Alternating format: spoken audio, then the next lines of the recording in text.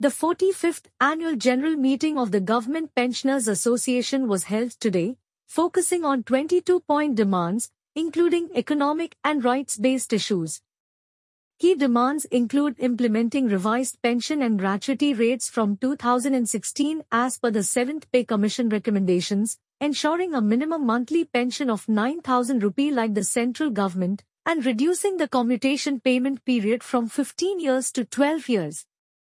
The association also urged the state government to reinstate the defined benefit pension scheme and grant pending dearness relief with biannual installments. They demanded full pensions for retirees with 25 years of service, 2006 to 2008, simplified pension processing for TAG employees, and pension disbursement through rural banks.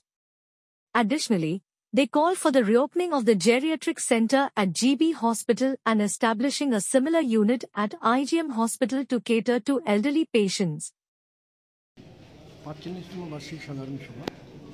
এই সাধারণ সভাতে আমাদের সারা রাজ্যে 26টি ইউনিটের তরফ থেকে প্রতিনিধি এখানে উপস্থিত আছেন এবং আগরতলা শহরতলি এলাকায় 10টি জোনাল কমিটি আছে। এই 10টি জোনাল কমিটির প্রতিনিধি এখানে এসে উপস্থিত হয়েছে। আজকে আমাদের আলোচ্য বিষয় আমাদের জিপিএটির যারা সদস্য রয়েছেন তাদের আর্থিক যে সমস্যাগুলো আছে এগুলি নিয়ে আমরা একটা দাবি সনদ তৈরি করব এবং সেই দাবি সনদটা আমাদের হাউসে প্রস্তাব আকারে নেব এবং সেখান থেকে সবাই সমর্থন করলে আমরা সেটা সরকারের বিভিন্ন পর্যায়ে আমরা পাঠাবো। আমরা বিগত দিনেও আমাদের এর ভিত্তিতেই আমাদের পেনশনার ও পারিবারিক পেনশনারদের অর্থনৈতিক দাবি সামাজিক বিভিন্ন সমস্যাগুলো আমরা সরকারের দৃষ্টি আকর্ষণ করেছি।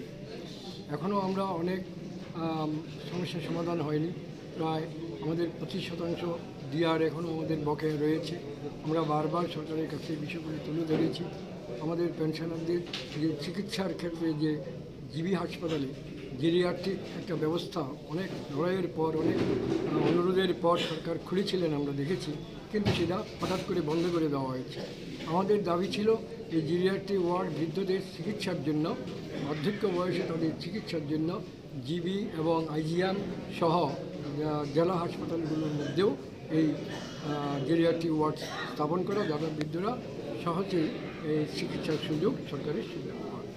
কিন্তু আমরা দেখছি সেটা যেটা ছিল সেটাও তুলে দিয়েছে এবং আমাদের পেনশনারদের আরও অনেকগুলো জটিল সমস্যা রয়েছে যেগুলো